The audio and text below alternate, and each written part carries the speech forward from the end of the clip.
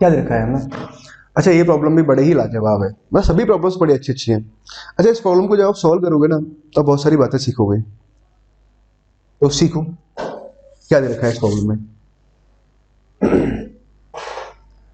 Consider a hyperbola, एक hyperbola consider करो जिसके फोकस ये दे रखे हैं, ये फोकस है, एक फोकस ये दे रखा है।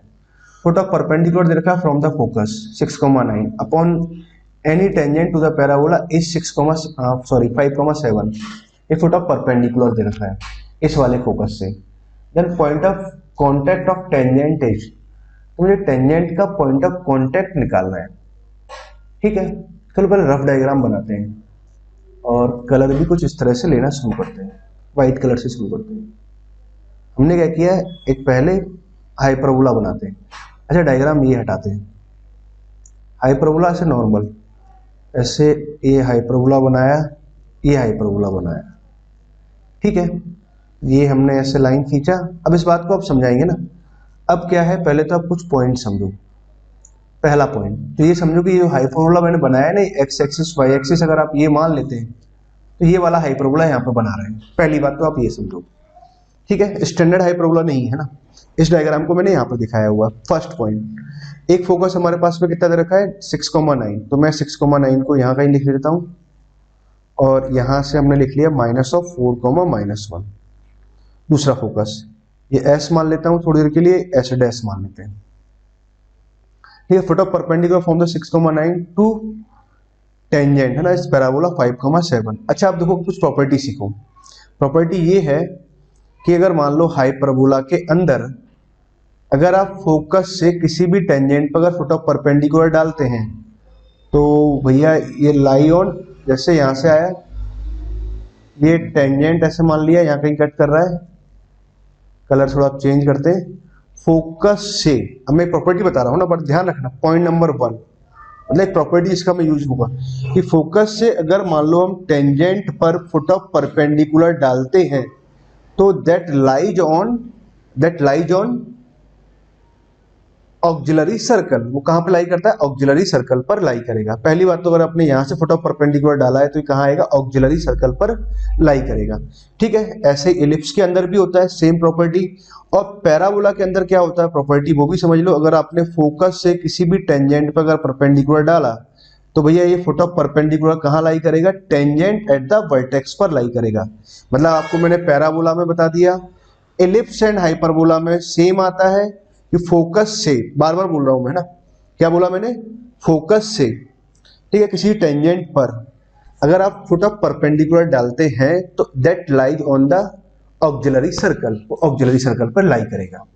ठीक है, तो पहली बात तो मैं यहाँ पर ये समझ में आई, सवाल को सॉल्व करने से पहले इस बात को जो मैंने बार बार आपको बोला है ये बात आपको क्लियर हुई। और ये मैंने सर्कल बनाया कुछ इस तरह से ना, डायग्राम को आप बहुत ढंग से समझना ना।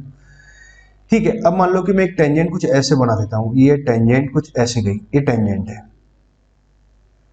ठीक है, यहां कहीं सेंटर मान लेते हैं। ओके है ना, डायग्राम को बहुत क्लियरली समझना। अब देखो फोकस से, फोकस में यहां ले लेता हूं, थोड़ा ज्यादा दूर हो गया वो, यहां से फुट ऑफ परपेंडिकुलर हमने डाला तो ये आ गया। ठीक है, ये फोकस है, इसका कोऑर्डिनेट कितना है 6,9। ठीक है, तो फोकस से हमने फुट ऑफ परपेंडिकुलर डाला तो इसके कोऑर्डिनेट आ रहे हैं 5,7। अभी तक ग्रीन में ही चलने दिया। ठीक है, यहां तक की बात हमें समझ में आई। पूछना क्या चाह रहा है सवाल में, पूछना ये चाह रहा है कि जो टेंजेंट आपने यहाँ पे ड्रॉ कर रखी है इसका पॉइंट ऑफ कांटेक्ट क्या होगा, इसके कोऑर्डिनेट निकालने हैं। नहीं पता, मान लो इसके कोऑर्डिनेट अल्फा कॉमा बीटा है, तो अल्टीमेटली मुझे ये फाइंड आउट करना है, alpha comma beta find out करना है। अब समझो। अच्छा, अगर आपसे इक्वेशन ऑफ टेंजेंट पूछा जाए तो क्या आप इक्वेशन ऑफ टेंजेंट निकाल सकते हो क्या? ठीक, तो सुनिए बात को ध्यान से। तो यहाँ फुट ऑफ परपेंडिकुलर यहां से हमने डाला तो ये टेंजेंट आया है ना। तो क्या करना चाहिए हमें, सेंटर ये दे रखा है। तो ठीक है, देखो एक बात तो हमें मालूम चल गया, ऑक्सिलरी सर्कल का अगर मुझे इक्वेशंस लिखना होगा, सेंटर कितना आ जाएगा ऑक्सिलरी सर्कल का, तो 6, इन दोनों का मिड पॉइंट होगा ना। तो मिड पॉइंट आएगा तो 6 माइनस का 4, तो यहाँ से तो 1 आ गया। ठीक है, यहाँ से कितना आ जाएगा -1, 9, 8 आ गया, 8/2 कितना आ जाएगा 4 आ जाएगा, दिस इज सेंटर आ गया। ठीक है, 5,7 यहाँ पे लाई कर रहा है तो मतलब ये रेडियस आ जाएगा r। ठीक है, आर मालूम चलने का मतलब हुआ कि हमारे पास ऑक्सिलरी सर्कल का जो इक्वेशन है वो कितना आता है स्टैंडर्ड केस में x square plus y square बराबर ए स्क्वायर। मतलब जो आर होता है वो क्या होता है सेमी माइनर एक्सिस के बराबर होता है। मतलब उनके पास में एक बात तो चलो मालूम चली, ए लेंथ कितना आ जाएगा, ए लेंथ ये आ जाएगा इन दोनों के बीच का डिस्टेंस। तो 5 माइनस 1 4 आया, 4 का स्क्वायर 16 आया, 7 माइनस 4 किया तो कितना आया 3 आया, 3 का स्क्वायर किया तो 9 आया, और यहाँ कितना आ गया 25 मतलब 5 आया। इसका रेडियस 5 आ रहा है। ठीक है, इतना थोड़ा थोड़ा जो जानकारी हमें मालूम चली वो हमने निकाल लिया। अब देखो पॉइंट क्या है कि मुझे करना क्या है कि हमें ये वाला पॉइंट निकालना है, सीधी सी बात। अच्छा, अब एक और प्रॉपर्टी आप समझो कि हमें एक प्रॉपर्टी ये मालूम होता है कि जैसे मान लो ये हाइपरबोला है, ठीक है, और ये एक डायरेक्ट्रिक्स है, ये एक डायरेक्ट्रिक्स है।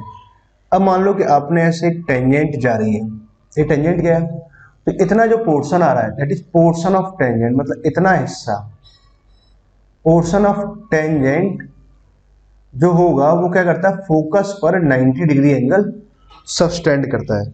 एक प्रॉपर्टी मुझे ये पता है, ठीक है। अगर मुझे ये वाली प्रॉपर्टी पता है तो मैं एक काम ये करता हूं कि ये टेंजेंट है हमारे पास में, ठीक, तो मैं एक काम करता हूं कि यहां से ये डायरेक्ट्रिक्स मान लूं, ये डायरेक्ट्रिक्स है सपोज करो। अच्छा डायरेक्ट्रिक्स है तो क्या हम इस डायरेक्ट्रिक्स की इक्वेशन लिख सकते हैं क्या? हाँ आसानी से लिखी जा सकती है डायरेक्ट्रिक्स की इक्वेशन। कैसे, क्या करना चाहिए देखो, अब समझो अब बात को।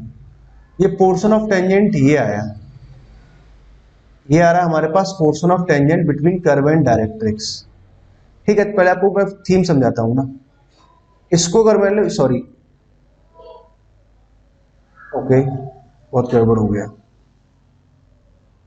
चलो ठीक है। अब समझो बात को, स्मॉल इरेजर से काम करते हैं, ये वाली लाइन हटाते हैं, स्ट्रोक से ही जाना चाहिए था, हाँ ठीक है ना। एक काम करते हैं, फोकस यहाँ नहीं, ये भी गड़बड़ है, चलो ठीक है, इसको सुधारते हैं। अब आप समझो बात को, ये जो पोर्शन ऑफ टेंजेंट है ना, ब्लू कलर से जा रहा हूं मैं ना, यहाँ पे पोर्शन ऑफ टेंजेंट ये है, ये फोकस पर कितना एंगल सबटेंड करेगा 90 डिग्री एंगल, ठीक है, ये एंगल 90 डिग्री होगा। अब हमारे पास मुद्दे वाली बात क्या है कि देखो ये टेंजेंट का इक्वेशन हम लिख सकते हैं ना। क्या करना चाहिए हमारे पास में, ये अल्फा कॉमा बीटा मुझे फाइंड आउट करना है, तो क्या क्या लॉजिक जाएंगे। डायरेक्ट्रिक्स का इक्वेशन निकालना है, तो चलो इस लाइन की इक्वेशन, इसका स्लोप हमें मालूम है तो ये परपेंडिकुलर होगा, तो इस लाइन का स्लोप मालूम चल जाएगा, ठीक है। तो इसका हम एक्सिस का स्लोप निकाल लेते हैं। इसका स्लोप कितना है 9 अपॉन कितना आ जाएगा 10, तो ऊपर आ गया y2 minus y1 upon x2 minus x1 किया तो 10 आया, मतलब 1 आया। मतलब इस लाइन का स्लोप कितना आ गया 1 आ रहा है, तो इस लाइन का स्लोप आ जाएगा, डायरेक्ट्रिक्स का स्लोप आ गया -1, ठीक है। इसका स्लोप -1 आया। अब इसका स्लोप -1 आया, तो अब मुझे इसका इक्वेशन लिखना है। तो अब इतना पता है कि ये मतलब ये वाला जो पॉइंट 1,4 है, तो 1,4 से इसकी जो डिस्टेंस है वो a/e डिस्टेंस है। तो मैं इस पॉइंट के कोऑर्डिनेट लिख सकता हूँ।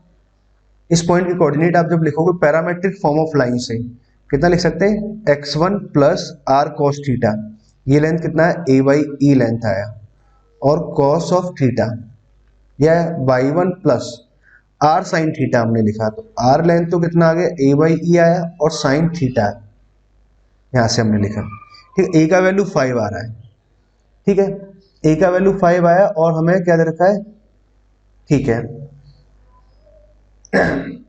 तो दोनों के बीच की अगर डिस्टेंस निकाले ना, फोकस ए लेंथ निकालू मैं, सेंटर और फोकस के बीच की डिस्टेंस निकाल लेते हैं। इसेंट्रिसिटी ई चाहिए, सेंटर और फोकस के बीच की डिस्टेंस कितना आएगा ए लेंथ आएगा, तो ये कितना आ जाएगा √ऑफ 6 माइनस 5, 6 माइनस 1 का स्क्वायर कितना आ जाएगा 25 यहाँ से आया, 9 माइनस 4 तो अगेन 25 यहाँ से आया, तो √50 आया, मतलब तो 5√2 आया। ए का वैल्यू कितना आ रहा है 5 आ रहा है, तो ई का वैल्यू यहाँ से कितना आ जाएगा √2 आया, मतलब ई का वैल्यू √2 आया।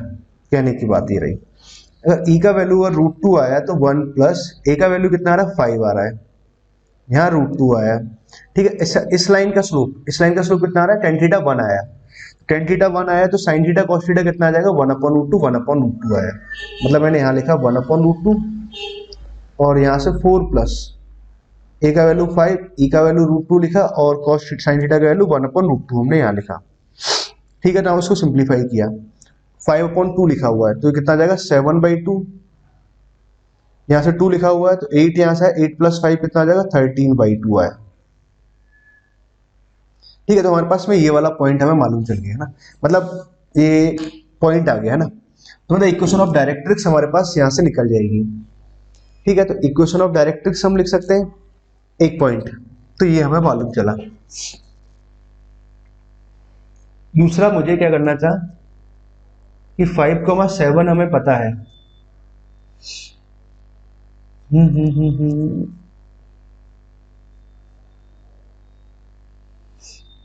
एक मिनट बच्चे सोचते हैं ना।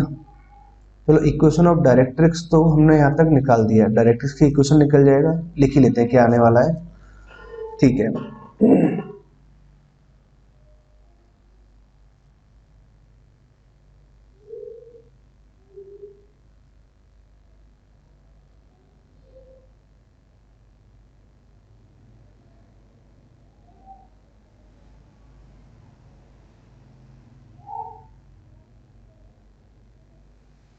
टेंजेंट का इक्वेशन हो गया, यहाँ तक की बात हमें मालूम चल गई कि ये डायरेक्ट्रिक्स आ जाए, और मतलब ये वाला पॉइंट अगर निकल के आ जाए, मेरा जो मेन फोकस है इस वाले पॉइंट पर है ना, अगर ये पॉइंट निकल के आ गया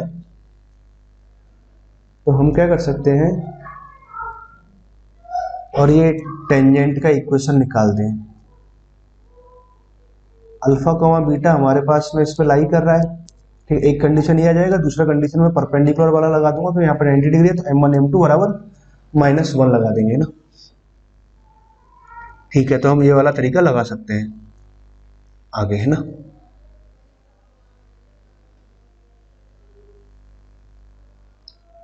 हम्म, 5,7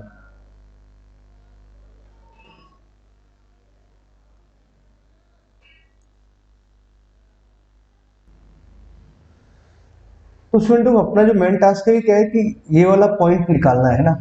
तो एक काम ही करते हैं ना, तो हमें क्या करते हैं इसकी टेंजेंट की इक्वेशन लिखते हैं। क्या इस टेंजेंट की इक्वेशन लिख सकते हैं कि हम इसी पे थोड़ा फोकस कर रहे हैं। तो करना क्या चाह रहे हैं ना, आप समझो बात को, कि टेंजेंट की इक्वेशन मुझे लिखना है।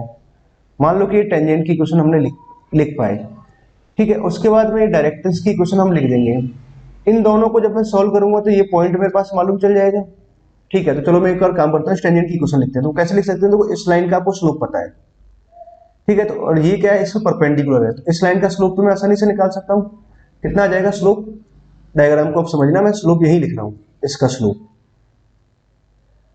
लिखा हमने y2 - 5 तो 9 - 7 तो 2 ऊपर आया, अपॉन में कितना है x2 - x1 तो 6 माइनस का 5 किया, 6 - 5 जब करेंगे तो 1 आ जाएगा। ठीक है, तो इसका स्लोप 2 आया, तो इसका स्लोप कितना आ जाएगा, माइनस का हाफ आ जाएगा। ठीक है, तो हमारे पास में इस लाइन का स्लोप इतना आ रहा है, तो इस लाइन का स्लोप की बात कर रहे हैं, है ना, टेंजेंट की स्लोप की बात कर रहे हैं, तो -1/2 आया। अच्छा, इक्वेशंस की अगर मैं बात करूं तो इस लाइन का इक्वेशन क्या आएगा, मतलब अगर मैं इक्वेशन ऑफ टेंजेंट अगर मैं लिखूं, तो टेंजेंट का इक्वेशन लिखना है तो y - y1, पॉइंट क्या है 5,7, 7 यहाँ लिखा, स्लोप आ जाएगा माइनस का हाफ, x - 5। ठीक है, तो हमने यहाँ से लिखा 2y माइनस का 14 दैट इज माइनस का x और प्लस का 5। तो भैया ये बना x प्लस का 2y यहाँ से आ गया, और प्लस का कितना आ जाएगा, 14 और 5 19 हो जाएगा। ठीक है ना, ओके। तो हमारे पास में टेंजेंट का इक्वेशन कितना आ गया, x प्लस 2y = 19 आ गया। तो इस टेंजेंट का इक्वेशन, इस टेंजेंट का इक्वेशन है। अच्छा, डायरेक्ट्रिक्स का इक्वेशन और लिखते हैं। तो डायरेक्ट्रिक्स को मुझे एक पॉइंट तो पता चल ही गया, तो डायरेक्ट्रिक्स पर अगर एक पॉइंट मालूम है 7/2 कॉमा, और इस लाइन का स्लोप लिखते हैं। इस लाइन का स्लोप कितना 1 आ रहा है, तो इस लाइन का स्लोप -1 आएगा। तो इक्वेशन आ जाएगा y -13/2 बराबर कितना है, स्लोप आ गया -1, x -7/2। ठीक है, तो एलसीएम लिया तो 2y - 13 यहाँ से आ जाएगा, माइनस का x प्लस का 7/2, है ना। तो यहाँ पर ये 2 बनेगा, 2 यहाँ लिख लेते हैं, और प्लस का 7 आ जाएगा, तो +7 मैंने यहाँ लिख दिया। ठीक है, हाँ सही है बात को, -x यहाँ से आ जाएगा, माइनस का 2x यहाँ से आ जाएगा, प्लस का 7 यहाँ पर आ जाएगा। ठीक है, तो 2x प्लस का 2y बराबर कितना आ गया, 20 आया। मतलब x plus y equal to कितना आ गया, 10 आ गया। तो x plus y equal to 10, ये इक्वेशन ऑफ डायरेक्ट्रिक्स आ गया। ठीक है, अब क्या किया, दोनों को मैं सॉल्व करता हूँ। तो सब्ट्रैक्ट कर देते हैं। सब्ट्रैक्ट करने से y बराबर कितना आ जाएगा, 2y यहाँ से है तो 9 यहाँ से है, तो y का वैल्यू 9 आ रहा है, तो y का वैल्यू 9 यहाँ पुट कराएंगे तो x का वैल्यू 1 आया। मतलब इस वाले पॉइंट की अगर मैं कोऑर्डिनेट की बात करूँ तो 1 कोमा, इस वाले पॉइंट के कोऑर्डिनेट 1 कोमा 9 आ रहे हैं ना। ठीक है, अब देखो स्टूडेंट्स, इसके आगे का प्रॉब्लम आप सॉल्व कर सकते हो। अब कहीं कोई समस्या नहीं है। पहली बात तो क्या, अल्फा कोमा बीटा कहाँ पे लाई कर रहे हैं, इस टेंजेंट पे लाई कर रहे हैं ना। और टेंजेंट की क्वेश्चन हमने क्या निकाला था, ये x plus 2y equal to 19। तो एक कंडीशन तो मेरे पास में क्या मालूम चल गया कि जगह बनाते हैं थोड़ी सी, या फिर यही जगह बनाता हूँ ना, इसको थोड़ा सा नीचे खिसकाते हैं ना।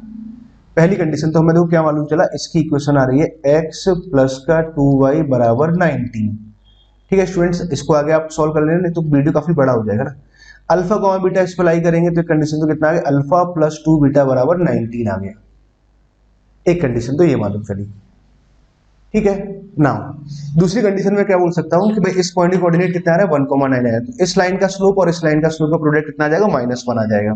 ठीक है, तो m1 m2 -1 लगाएंगे तो हमारे पास अल्फा बीटा में एक और कंडीशन यहाँ से आ जाएगी।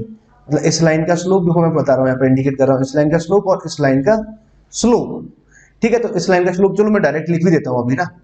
तो एक तो हम कहता लिखेंगे बीटा -9 हमने लिखा, अपॉन में कितना लिखेंगे, अल्फा -6 लिखेंगे। इस लाइन का स्लोप ये आया, इस लाइन का स्लोप कितना आ जाएगा, 9 माइनस, ये पॉइंट आ रहा है 9 - 7 तो 2 आ गया। ठीक है, तो इस लाइन का स्लोप हम लिख रहे हैं तो 6 - 5, सॉरी गलत कर दिया मैंने ना, ये पॉइंट अलग है ना। ये 9 - 9 जब करेंगे तो कितना आएगा, 0 आ रहा है। इसका स्लोप कितना है, 0 आया। 9 - 9 किया तो आई थिंक 0.0, चलो ठीक है अभी समझ लेते हैं ना। हाँ, सॉल्व भी कर देता हूँ पूरा ना। 6 - 1 कराएंगे तो 5 आ रहा है, ऐसे कुछ आया। अब देखो रिजल्ट में कितना है, 0 बराबर 0 आ गया। y2 - y1 अपन x2 - x1। ठीक है, तो 0 बराबर 0 आया, तो यहां से मैं क्या एक रिजल्ट क्या बोल सकता हूं,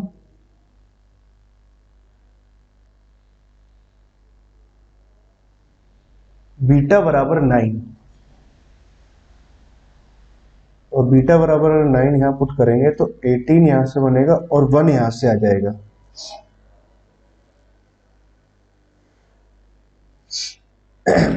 इसको अब ऐसे समझो, ये दोनों लाइन कैसे हो गई, ये पॉइंट और ये पॉइंट हमारे पास जो आ रहा है वो सेम ही आया है ना, बाई कोऑर्डिनेट दोनों का सेम सेम आ रहा है, तो मतलब वो ऐसे आ गया लाइन। अगर ये सेम सेम आया तो इसका मतलब इसका डायग्राम अगर बना है तो ये लाइन और ये लाइन ऐसे कुछ आ रहा है, 9 यहाँ पे लिखा हुआ है और ये लाइन यहाँ लिखा हुआ है। तो y बराबर 9 की लाइन गई, तो y बराबर 9 की लाइन पर अगर हम बात करें तो y बराबर 9 की लाइन, y इक्वल टू 9 से जो लाइन है ना, इस पर अगर हम पॉइंट के कोऑर्डिनेट लिखें तो कोई पॉइंट अगर आप लोगे, ये पॉइंट आया है ना, ठीक है, तो यहाँ से अपना पास में एक रिलेशन आ जाएगा, बीटा -9 अपॉन अल्फा -6 बराबर में ये दोनों लाइन परपेंडिकुलर, तो इस लाइन का स्लोप अगर 0 आ रहा है, अच्छा आप ऐसे समझो इस बात को, अगर इस लाइन का स्लोप 0 आ रहा है तो इस लाइन का स्लोप कितना आएगा, इन्फिनिटी आएगा। ठीक है, अब इन्फिनिटी का कोई शब्द नहीं होता, इन्फिनिटी का मतलब तो मैं समझाता हूँ अब यहाँ से कि इसका वैल्यू कितना है, इन्फिनिटी आया। इस लाइन का स्लोप अगर इन्फिनिटी आ रहा है तो मतलब नॉट डिफाइंड आ रहा है। ठीक है, नॉट डिफाइंड अगर आया, एक सेकेंड रुक जाओ,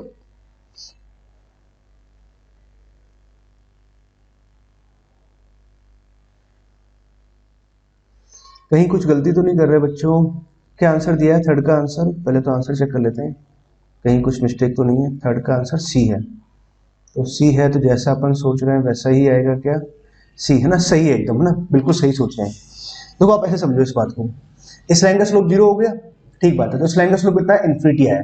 इस लाइन का स्लोप अगर इन्फिनिटी आया तो मैंने बराबर इन्फिनिटी कर दिया।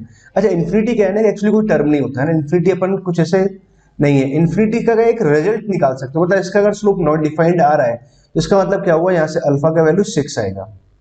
ठीक है। और यहाँ से अगर अल्फा का वैल्यू 6 आया तभी इसका स्लोप कैसा आ रहा है, नॉट डिफाइंड आ रहा है। दोनों लाइन परपेंडिकुलर लाइंस है ना, मतलब एक लाइन कैसा आ गया, पैरेलल टू वाई एक्सिस और एक्स एक्सिस, कुछ ऐसे आ रहा है ना। ठीक है, तो अल्फा का वैल्यू अगर 6 आया, अल्फा प्लस 2 बीटा बराबर कितना लिखा हुआ है, यहाँ लिखा हुआ है। अल्फा का वैल्यू अगर 6 है तो यहाँ 13 बना, बीटा का वैल्यू कितना है 13/2 आ जाएगा, तो ये इसका आंसर आएगा। क्लियर स्टूडेंट्स, बहुत देर में जाके सॉल्व हुआ है ना, बहुत मेहनत लगी इस सवाल को लेकर के। आई होप आपको इस प्रॉब्लम को आप एक दो बार ढंग से देखो, फिर से इसको ट्राई करो ना, स्टेप बाय स्टेप फिर से जाइए, बहुत बढ़िया प्रॉब्लम है। ओके स्टूडेंट्स, आगे डिस्कस करते हैं।